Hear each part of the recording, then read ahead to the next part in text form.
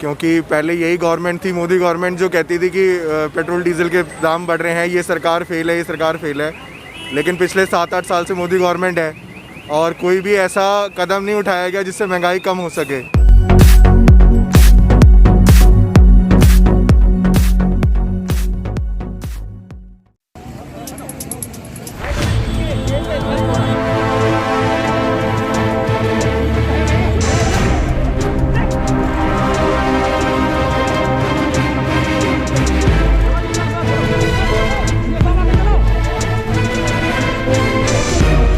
आज राहुल गांधी जी के नेतृत्व में, सोनिया गांधी जी की अध्यक्षता में पूरे देश के अंदर कांग्रेस का हर कार्यकर्ता हर पेट्रोल पंप पर अपना प्रदर्शन दर्ज कर रहा है, पब्लिक के साथ बात कर रहा है। पीछे आप देख सकते हैं मेरे साथी जो हैं वो सबको बता रहे हैं कि कितना क्रूड ऑयल का दाम उस वक्त था कांग्रेस के टाइम में और आज कितना है। सीधी सीधी बात हम नरेंद्र मोदी जी से कहना चाहते हैं कि उनको सेंट्रल विस्टा प्रोजेक्ट से ज़्यादा प्यार है, लेकिन देश की जनता से प्यार नहीं है।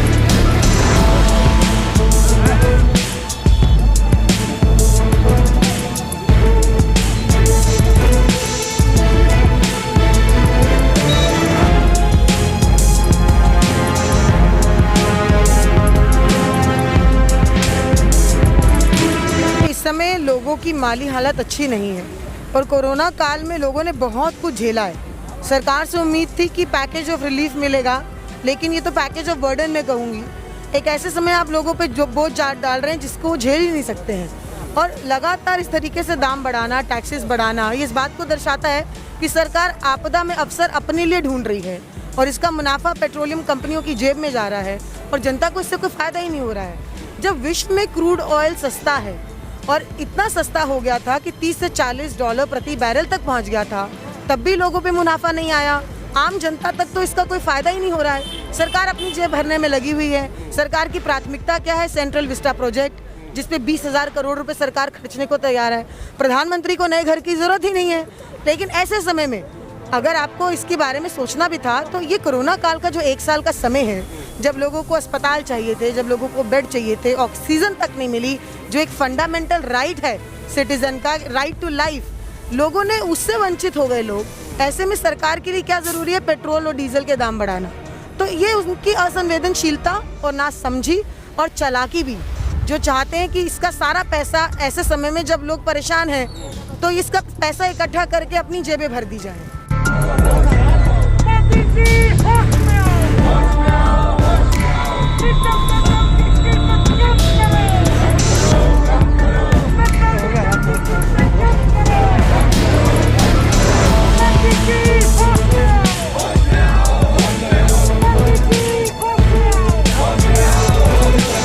मोदी जी को ये शर्म नहीं आई कि विस्टा प्रोजेक्ट अपना रोकें और पेट्रोल के दाम कम करें।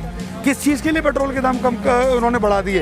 ये जनता जिसको आप देख रहे हैं अभी कोरोना की मार झेल के आई है और आज इस पे एक और मार है। जैसे ही लॉकडाउन खुला, इन्होंने अपनी गाड़ियां बाहर निकाली तो इनको पेट्रोल के दाम बढ़े हुए मिले और ये पेट्रोल के बढ़े हुए दाम इनके ऊपर सीधा सीधा भयानक बोझ है। कांग्रेस पार्टी दिल्ली के अंदर ये डिमांड करती है नरेंद्र मोदी जी से और अरविंद केजरीवाल से, जिन्होंने वैट बढ़ाकर 30% कर दिया, जो 20% से ज़्यादा नहीं हो सकता था, लेकिन अमेंडमेंट लाए वो और अमेंडमेंट ला के उन्होंने 30% किया और उसके बाद वो कहते हैं कि मैं आम जनता की सरकार है।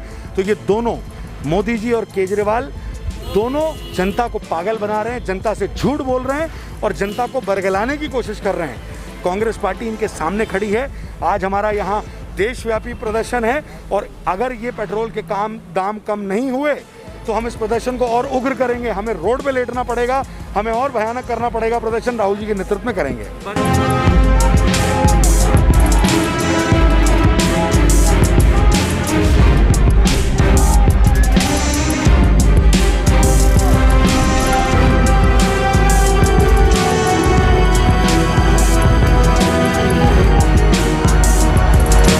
क्या वजह है? क्योंकि इससे पहले जब दाम बढ़ते थे तो जो सेलिब्रिटी है हमारे देश के, वो खड़े हो जाते थे, चाहे अक्षय कुमार हो, अमिताभ बच्चन हो, परेश रावल हो या बाबा रामदेव जैसे व्यापारी हो। अब क्यों ये लोग सामने नहीं आते? कि इनको महंगाई नहीं लगती? देखिए, ये लोग सरकार का माउथपीस है।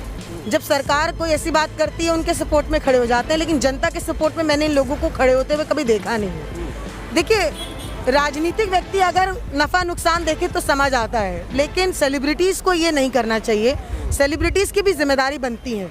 वो हम लोग जब उनका मूवी देखते हैं तो जो टैक्स पे करते हैं उससे उनके घर चलते हैं, तो उनको भी देखना चाहिए कि जब लोगों के घर नहीं चल पा रहे हैं, जब लोगों के लिए इतनी मुश्किलें आ रही हैं, लोगों की नौकरियां गई हैं, घर खाली बैठे हैं, और जब ये दाम बढ़ते हैं तो एसेंशियल कमोडिटी का दाम बढ़ता है, सब्जी फल फ्रूट सब हर चीज़ का दाम बढ़ता है। एक महिला की बजट हिल जाती है, किचन हिल जाती है, लेकिन ये सेलिब्रिटीज़ नहीं बोलते हैं, तो दुख होता है। इनका दोगला चेहरा सामने आता है।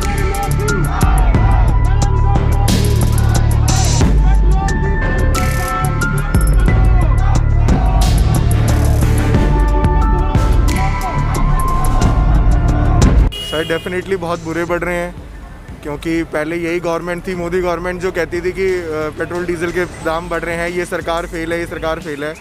लेकिन पिछले 7-8 साल से मोदी गवर्नमेंट है और कोई भी ऐसा कदम नहीं उठाया गया जिससे महंगाई कम हो सके। सब चीज़ें वहीं की वहीं, और पेट्रोल डीजल से डेफिनेटली और भी चीज़ों पे फ़र्क पड़ रहा है, सारी चीज़ें फ़र्क पड़ रही हैं, बट कोई कहने सुनने वाला नहीं है। कोई ऐसा नहीं है कि कोई पब्लिक को देख सके या कुछ एटलीस्ट रिलीफ मिल सके। एक तरफ कोरोना है, बिजनेस ठप पड़े हैं, लेकिन गवर्नमेंट की तरफ से ऐसी कोई मदद नहीं दिख रही। बाबूजी बहुत बुरी हालत है, खाने को रोटी नहीं है, चल सकते नहीं, बसों को मिलती नहीं है, सीनियर सिटीजन को कोई बेनिफिट नहीं है, कुछ भी। हम हर तरह से दुखी हैं। पेट्रोल के रेट बढ़ने से हर चीज़ का दबाव बना हुआ आदमी के ऊपर, और दुखी है। सब्जी वाला कुछ किसी से कहो जी हम तो इतने पैसे लगते हैं, सारी मतलब सारी परेशानियाँ। मेरी तरफ से ये गुजारिश है कि जो केंद्रीय सरकार है या दिल्ली सरकार है, जो अपना टैक्स कम करती है, जनता पे बोझ उस टैक्स में से कम करके उसको पूरा किया जाए। इटली में मानता तरक्की होती है, लेकिन तरक्की 8 साल में कितनी हुई है ये सबके सामने है। अगर तरक्की हुई है तो दिखनी चाहिए, बट विजिबली नहीं है ना तरक्की। जैसे आप टैक्सेस के कलेक्शन भी ज़्यादा कर रहे हैं, आप तो ईमानदार सरकार है, आपके पास तो चोरी का काम ही नहीं है, घोटाले ही नहीं है आपके पास तो, बट फिर भी हम डेवलप नहीं कर पा रहे हैं उस लेवल पे। वो मोदी जी को देश चलाना और किसी को नहीं चलाना। मोदी के चलाने से देश चलेगा क्या?